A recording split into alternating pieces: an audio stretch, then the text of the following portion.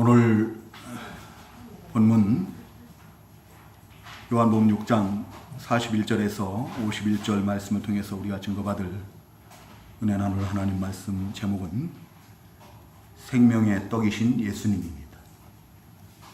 생명의 떡이신 예수님. 예수님께서 한 아이가 가지고 있는 보리떡 5개와 물고기 2마리를 가지고 여자들과 아이들을 제외하고도 5,000명이나 되는 그 많은 사람들을 배불리 먹이셨다고 했습니다. 그리고 남은 것을 거두어 드렸더니 12바구니나 되었다라고 이렇게 증거를 하고 있어요. 우리가 이 놀라운 예수님께서 행하신 그 기적을 흔히 오병이어의 기적, 오병이어의 이적이라고 이렇게 말을 합니다. 그리고 예수님께서 그 오병이어의 이적을 행하심으로 그 자리에 있던 사람들이 예수님을 자기들의 임금으로 삼으려고 하죠. 왜 자기들의 임금으로 삼으려고 해요? 자기들의 육신의 욕구를 만족시켜 주시기 때문에. 아픈 사람은 병 고쳐 주시죠.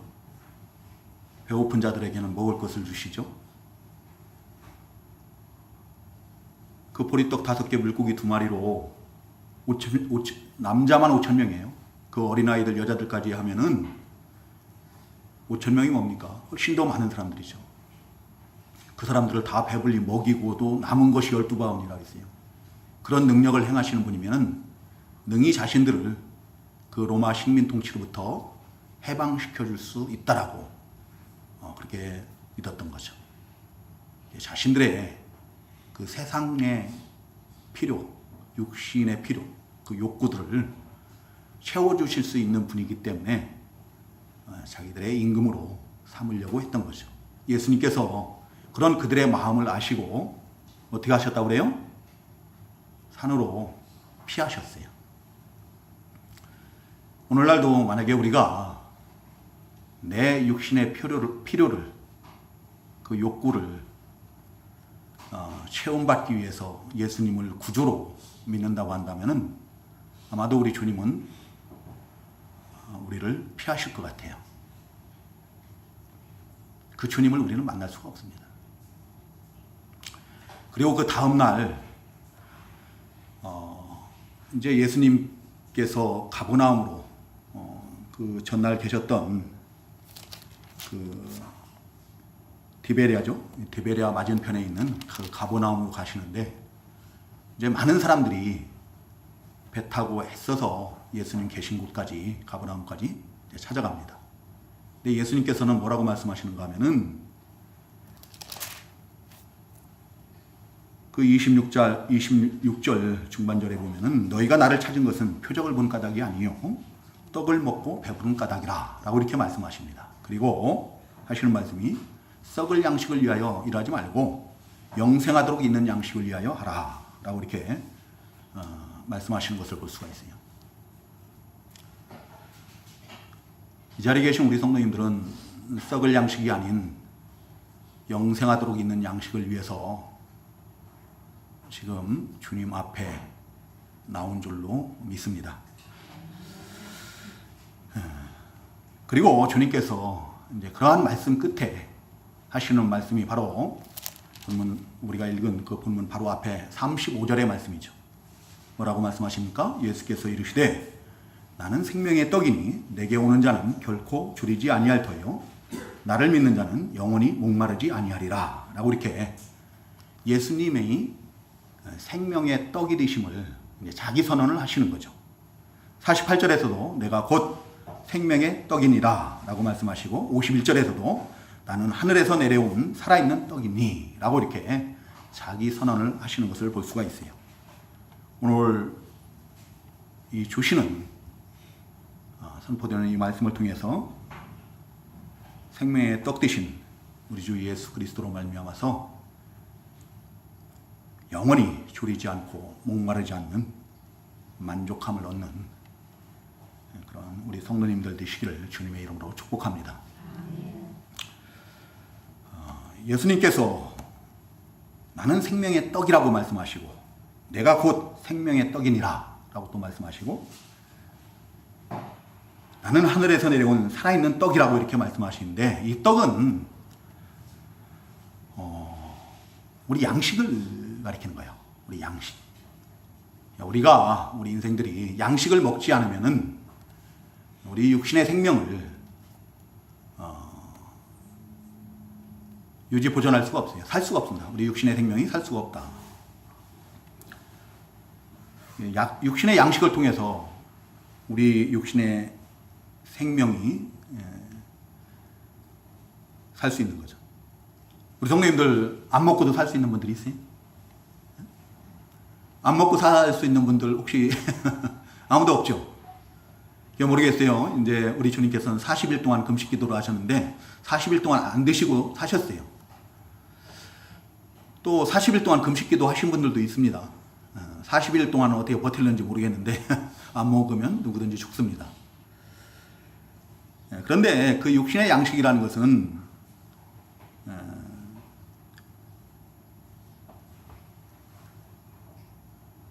영원히 살게 하지는 못하죠. 영원히 살게 하지는 못한다. 그냥 일시적으로 우리 육신의 생명을 살 수 있도록 유지 보존할 수 있도록 어떤 그 역할을 하는 거죠. 또 생활할 수 있는 힘을 얻게 하고 그런 역할을 할 뿐이고 그래서 우리 주님께서는 그 육신의 양식을 가리켜서 27절에서 말씀하셨나요? 썩을 양식이라고 말씀하셔요. 썩을 양식. 육신의 양식을 가리켜서 썩을 양식이라고 이렇게 말씀하시고 그리고 바로 뒤에서 영생하도록 있는 양식을 위하여 일하라고 이렇게 말씀하심으로 인해서 영생하도록 있는 양식이 또 있음을 교훈을 하십니다. 그 영생하도록 있는 양식이 무엇인가? 바로 예수님 자신이라는 거죠. 영생에 이르게 하는, 영생의 생명에 이르게 하는 양식이 바로 예수님 자신, 생명의 떡 되신 예수님 자신이라는 겁니다. 예수님을 믿으면은 우리가 그 50절, 51절에서 증거하는 것처럼 죽지 않고 또 영생을 얻는다라고 이렇게 영생할 것이다라고 이렇게 말씀하시죠. 예수님께서 예수님 자신을 가리켜서 이렇게 생명의 떡이라고 선언하시는 이유, 그 까닭은 무엇인가 하면은 예수님께 나와서 예수님을 믿으면은 생명을 얻기 때문이에요. 영원히 졸이지 않고 목마르지 않는 영생하는 생명을, 새 생명을 얻기 때문이다. 이 생명을 얻는다라는 것은 영적 생명만을 의미하는 것은 아니에요. 육신의 생명도 우리가 영생을 누리게 된다는 거죠. 이에 대해서 우리가 좀 증거를 받도록 하겠습니다. 우리가 지난주일에도 증거를 받았어요. 요한복음 1장 4절에 보면 예수님 안에 생명이 있었다고 했죠. 그래서 예수님께서 그 모든 만물을 지으시고 그 모든 만물에 생명을 부여하신 생명의 근원 되시는 주님이시다. 그런데 그 주님께서 육신을 입고 세상에 오셨는데 우리가 똑같은 육신을 입고 오셨지만 그 안에 아버지와 같이 생명이 있어요. 예수님의 말씀을 듣고 보내신 아버지를 믿는 자마다 사망에서 생명으로 옮기움을 받은 자, 옮기움을 받았다라고 하죠. 생명의 세계로 이제 옮기움을 받은 거죠. 근데 그 생명, 예수님께 나와서 예수님을 믿음으로 말미암아서 얻은 생명은 영원히 죽지 않는, 영생하는 그런 생명이라는 거죠. 요한복음 10장 그 22절에 보면 주님께서는 뭐라고 말씀하시는가 하면 내가 그들에게 영생을 주느니 영원히 멸망하지 아니할 것이라고 그래요. 아니할 것이며 또 내 손에서 그들을 빼앗을 자도 없다라고 이렇게 말합니다. 우리 주님으로 말미암아서 얻은 그 새 생명은 영원한 것이다. 영원히 잃지 않는 것이고 아무도 그 주님의 손에서 주님께서 주신 것을 빼앗을 수가 없다. 또 주님께서는 포기하지도 않으신다. 우리 성도님들 가운데 내가 예수를 믿으면서도 혹시 내가 신앙생활을 바로 하지 못함으로 인해서 내가 버림받은 건 아닌가 하는 그런 생각을 할 때가 있는 분들이 있죠. 근데 정말로 내가 하나님의 은혜로 예수가 믿어진다면은 그런 걱정은 붙들어 매 두시기 바랍니다. 주님은 절대로 포기해요, 안 해요? 포기 안 해요. 어떻게 해서라도 반드시 그 구원 영생의 길로 인도하신다. 버리지 않습니다. 또 아무도 빼앗을 수가 없습니다. 우리 영적인 생명뿐만 아니라 우리 육신의 생명도 영원하다라는 겁니다. 이렇게 얘기를 하면은 뭐 이제 속에서 갈등이 생기죠? 목사님한테 한번 따져봐. 어떻게 우리가 영생을 할 수 있단 말인가? 다 죽는데 안 죽는 사람이 있어요?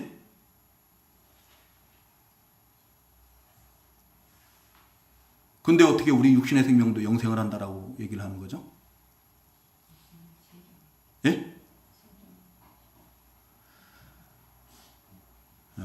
성경은요, 여러 차례 말씀을 드렸어요. 예수 그리스도를 믿음으로 구원 영생을 얻은 하나님의 백성들은 그 성도들의 그 죽음을 죽음이라 하지 않는다고 했어요. 뭐라고 한다고 했어요? 그리스도 안에서 잠자는 자들이다 라고 얘기하죠. 예수님께서 그 사랑하는 나사로가 죽었을 때 뭐라고 말씀하십니까?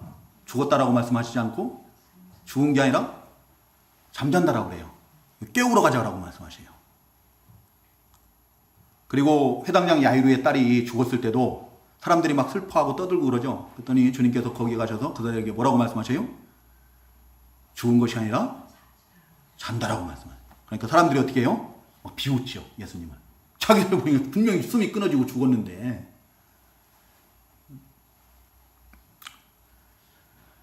그리고 데살로니가전서 그 부활, 거기서 부활에 대해서 증거하는 4장 14절에 거기에서도 보면은 먼저 죽은 성도들을 가리켜서 잠자는 자들이라고 해요. 잠자는 자들. 또 고린도전서 15장 부활장이죠. 거기에서도 보면은 잠잔다라고 이렇게 증거를 하고 있습니다. 이제 그 예수 믿고 구원받은 성도들은 예수님께서 그 죽은 자 가운데서 영광스럽게 부활을 하셨던 것처럼 예수님 재림의 때 다시 살아나는 겁니다.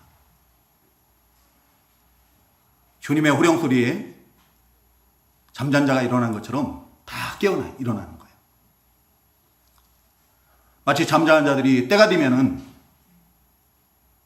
또 깨우는 자들의 그 소리에 일어나는 것처럼 우리 하나님께서 정하신 때에 우리 주님께서 재림하실 그때에 우리 주님의 그 호령 소리에 주 안에서 잠자는 자들아 다 일어나라 할 때에 다 일어난다는 겁니다. 그래서 영생을 하는 거예요. 영원히 죽지 않는, 썩지 않고 더럽지 않고 쇠하지 않는 영생하는 영광스러운 몸으로 영생 복락을 누리게 되는 거예요. 육신의 생명도 영생을 하게 된다. 이렇게 우리에게 그런 영생을 주시는, 생명을 주시는, 영생하는 생명을 주시는 주님이시기 때문에 바로 생명의 떡이라고 말씀하시는 거예요. 그리고 그 예수 그리스도로 말미암아서 그 생명을 얻으면은 그 생명은 죽은 게 아니거든요. 원래 생명이라는 그 자체가 살아있다는 거 아닙니까? 살아있는 생명이에요. 살아있기 때문에 반드시 그 안에서 생명의 역사가 일어나게 돼 있어요. 생명의 역사가 충만하게 된다. 믿음이 자라납니다. 믿음이 쭉쭉쭉쭉 자라나야 돼요. 신앙 인격이 변화가 됩니다. 우리 신앙 인격이 예수 그리스도를 닮아가는 거예요. 점점 더 경건하고 거룩하고 의롭고 진실하고 그런 사람으로 변화되어져요. 그리고 신앙의 열매들을 많이 맺히게 돼요. 우리 성경에서 교훈하는 신앙의 열매들, 성령의 9가지 열매가 뭡니까? 우리 성도님들 기억하십니까? 첫 번째가 뭐예요? 첫 번째 거는 알 거예요. 그죠? 사랑과 희락과 그 다음에 뭐예요? 화평함과 오래 참음과 또 자비, 양선, 충성, 온유, 절제. 9가지. 또 빛의 열매가 있죠. 빛의 열매. 그렇죠? 모든 착함과 의로움과 진실함. 그런 믿음의 열매들이, 신앙의 열매들이 맺혀지는 거예요. 그런 사람들로 신앙의 인격이 변화되어 가는 거예요. 내 내면만 변화되는 게 아니에요. 내 삶이 변화되는 겁니다. 내 삶을 통해서 그 열매들이 나타나는 거예요. 그래서 그 열매를 보고 그 사람을 알 수 있다라고 주님께서는 말씀하시는 거예요.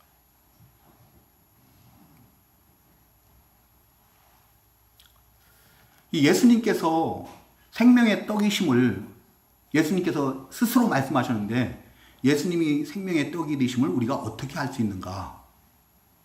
그것은 우리가 오병이어의 이적을 통해서 확증받을 수 있다. 예수님께서 자신이 생명의 떡이라고 말씀하시기 전에 바로 행하신 이적이 뭐예요? 오병이어의 이적이거든요.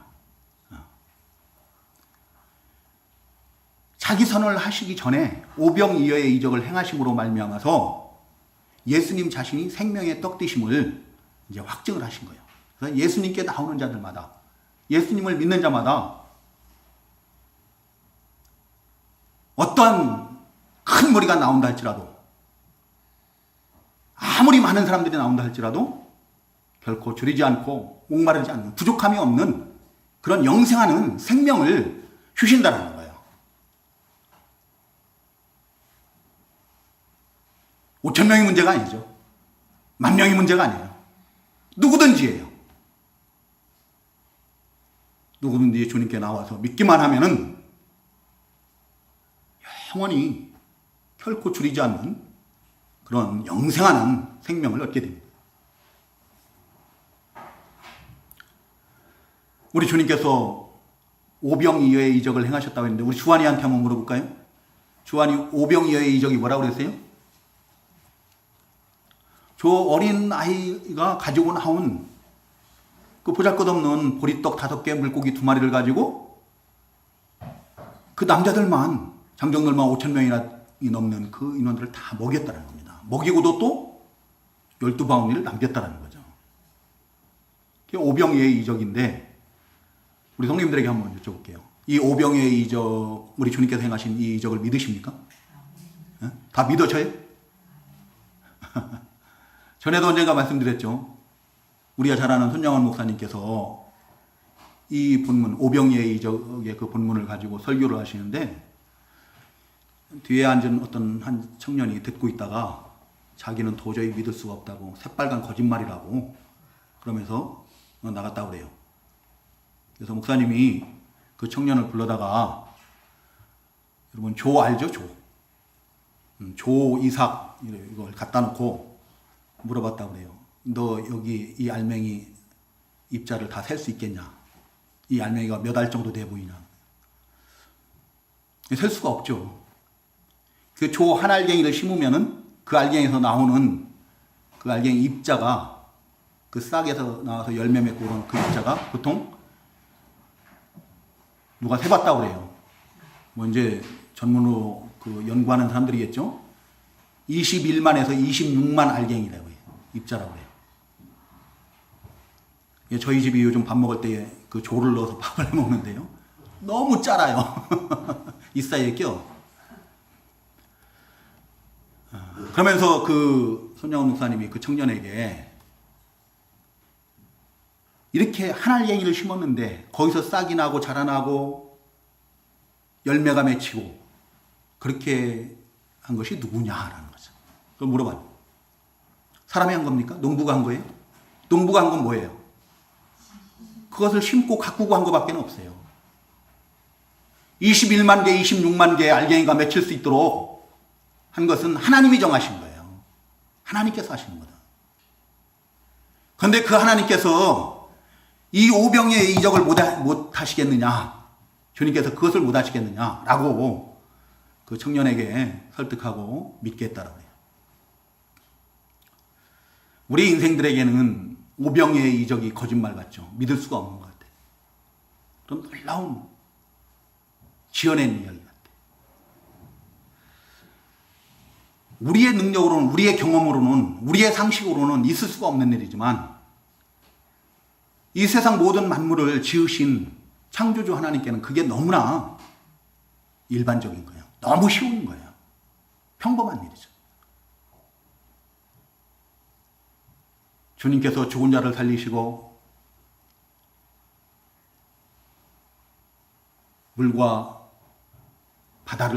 바람과 바다를 꾸짖으시고 잠잠케 하시고 그 무리를 거르시고 귀신을 내쫓고 38년 된 병자를 고치시고 문둥병자를 고치시고 그러죠. 근데 그런 것들이 우리는 기적같이 여겨져요. 기적. 근데 주님께는 그게 기적이 아니라는 겁니다. 주님께는 그게 너무나 쉬운 거예요. 아무것도 아닌 거죠. 아무것도 아니에요. 너무 평범한 거예요. 언젠가도 말씀을 드렸어요.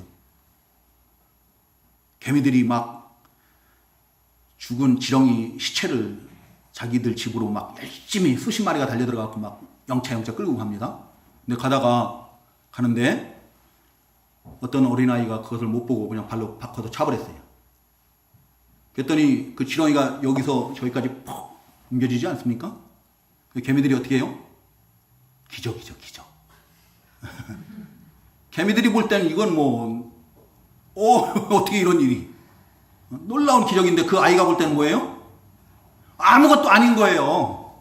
그거보다 더 멀리도 옮길 수 있어요. 그렇죠? 우리 하나님과 우리 사이는 바로 그거 같은 거예요. 우리 하나님과 우리 사이는 마치 하늘과 땅과 같은 그런 능력과 그런 지혜의 차이가 있는 겁니다. 그 오병이의 이적을 행하신 우리 주님께서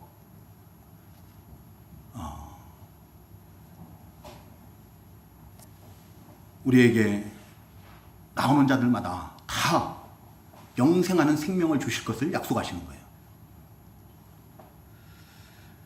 영원히 졸이지도 않고 목마르지도 않는 온전히 만족하는 그런 생명을 주실 것을 약속하십니다.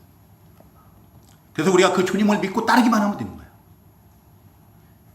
요한복음 14장 14절에서는 우리 주님을 믿는 자들에게 주님의 이름으로 구하라고 그래요. 그러면 주님께서 어떻게 하신다고 그래요? 행하시겠다. 행하시겠다. 내가 행하겠다. 우리가 볼 때는 너무나 깜깜해요. 우리가 볼 때는 도저히 이룰 수가 없는 것 같아요. 근데 오병이의 이적을 행하신 그 생명의 떡 되신 우리 주님께는 우리가 볼 때는 불가능한 것 같은데 우리 주님께서 보실 때는 그건 아무것도 아닌 거예요. 주님께서 원하시기만 하면은, 주님께서 주시기로 작정하면은 모든 것을 다 행하실 수 있다. 그래서 우리가 할 일은 뭔가 하면 그 주님을 우리가 믿고 따르기만 하면 됩니다. 우리 주님께서는 마태복음 몇 장입니까? 그 4장 4절인가요? 거기에서 시험 받으실 때 하신 말씀이죠. 사람이 떡으로만 살 것이 아니요 하나님의 입으로부터 나오는 말씀으로 살 것이라 라고 이렇게 말씀하시죠. 우리 주님의 말씀을 듣고 그 주님의 말씀을 믿고 따르기만 하면은 우리 주님께서 우리에게 약속하신 영생하는 그 새 생명을 주시는 줄로 믿습니다. 뿐만 아니라 우리 육신의 모든 필요도 우리 하나님께서는 다 아신다고 했습니다. 우리가 구하기도 전에 다 있어야 될 것을 아신다라고 했어요. 그 하나님께서 그 모든 것을 더하신다라고 말씀하셨거든요. 출애굽한 이스라엘 백성들이 아무것도 없습니다. 근데 40년 동안을 광야길을 갈 때 그들이 하루도 줄이지 않도록 하늘에서 만나를 내려주셔요. 그들의 옷이 해지지 않게 하시고 그들의 발이 부르지 않도록 역사하신 하나님이십니다. 그 하나님께서 우리가 이 광야 같은 세상을 살아갈 때 우리의 모든 필요를 아시고 우리가 믿고 따르기만 하면은 그 모든 것을 다 더해 주시는 줄로 믿습니다. 우리 영육 간의 모든 필요를 더하시는 하나님이시다.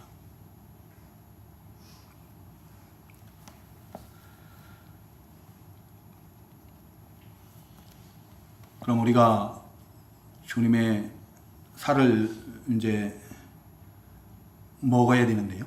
그죠? 주님께서 뭐라고 말씀하시죠? 여기 51절에 보면은, 51절 하반절에 보면은, 내가 줄 떡은 곧 세상의 생명을 위한 내 살이니라 라고 말씀해요. 내 살이다. 내 몸이다. 라는 거죠. 또 55절에도 보면은, 내 살은 참된 양식이요. 내 피는 참된 음료로다. 그래서 54절에 내 살을 먹고 내 피를 마시는 자는 영생을 가졌고 마지막 날에 내가 그를 다시 살리리니 라고 말씀하셨습니다. 우리 주님의 살을 먹고 주님의 피를 마셔야 된다고 하는데 주님께서 이 말씀하실 때 듣고 있던 유대인들이 어떻게 합니까? 상당히 당황스러워하는 거죠. 어떻게 주님의 살을 먹을 수 있습니까? 사람의 살을 어떻게 먹을 수 있어요? 못 먹죠. 그래서 그 52절에 보면 뭐라고 해요? 그들이 그러므로 유대인들이 서로 다투어 이르되 이 사람이 어찌 능히 자기 살을 우리에게 주어 먹게 하겠느냐. 그러니까 주님의 살을 먹고 주님의 피를 마셔야 한다는 이 말이 정말로 우리 주님의 살을 그 유대인들이 생각했던 것처럼 주님의 살을 뜯어 먹어야 됩니까? 주님의 피를 마셔야 되는 겁니까? 우리 주님의 살을 먹고 주님의 피를 마시는 방법은 다른 게 아니에요. 주님께 나와서 주님을 믿는 겁니다. 35절, 36절 한번 같이 읽어보겠습니다. 35절, 36절 같이 읽습니다. 시작. 예수께서 이르시되 나는 생명의 떡이니 내게 오는 자는 결코 줄이지 아니할 터이요 나를 믿는 자는 영원히 목마르지 아니하리라. 그러나 내가 너희에게 이르기를 너희는 나를 보고도 믿지 아니하는도다 하였느니라. 아멘. 주님께 나와서 주님을 믿으면 되는 겁니다.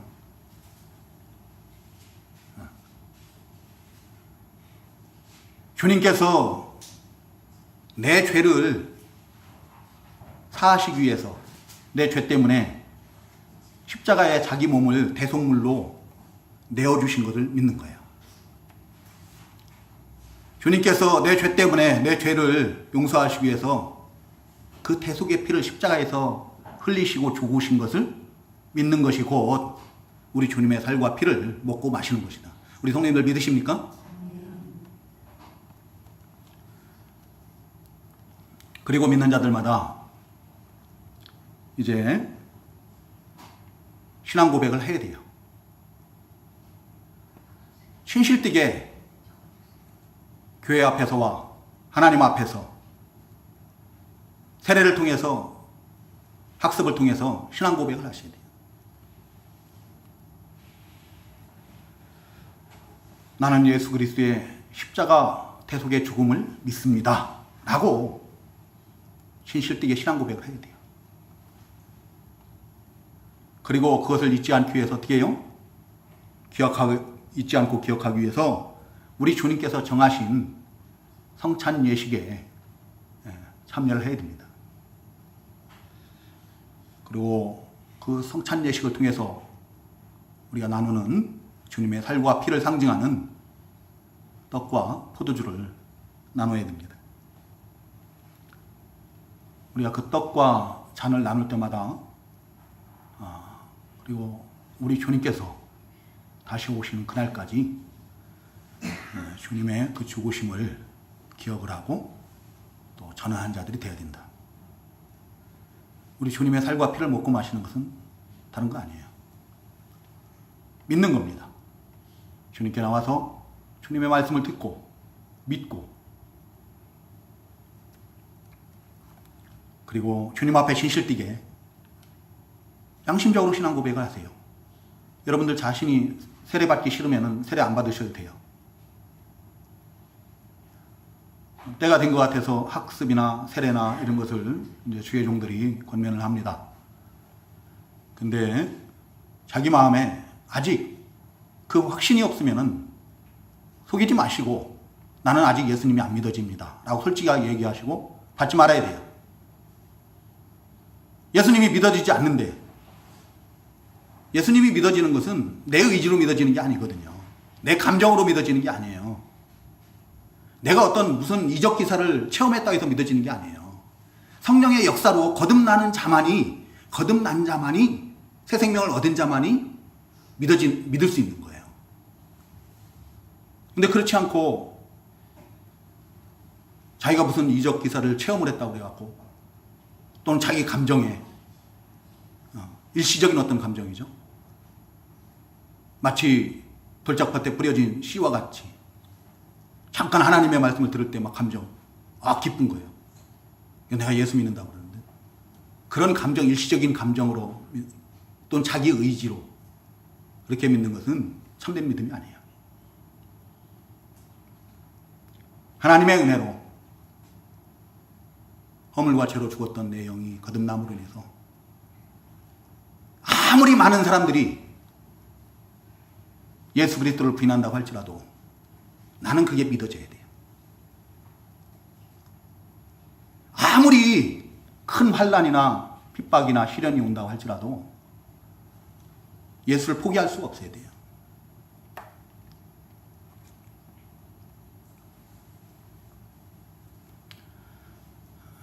믿어지는 자들은 주의 종들을 찾아서 세례받고 싶습니다.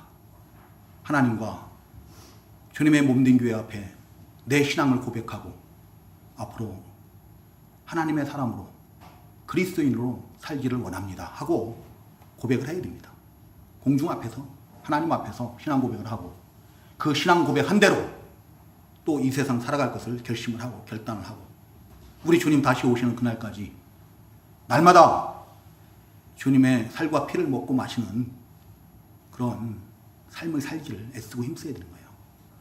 주님께서 나를 위해서 그 십자가에서 대신 죽으심을 늘 기억하고 또 그 주님을 전하는 그런 삶을 사는 거예요. 이것이 우리 주님의 살과 피를 먹고 마시는 거예요. 이제 우리가 부활절을 앞두고 있습니다. 그리고 다음 주 한 주간은, 이번 주 말고요, 다음 주 한 주간은 우리가 이 고난 주간으로 이제 지키게 됩니다. 우리 성도님들 그 고난 주간 한 주간에 그 우리 주님의 그리스도의 그 고난에 동참하는 그런 마음을 가지고 주님의 죽으심을 다시 한번 깊이 묵상을 하시기 바랍니다.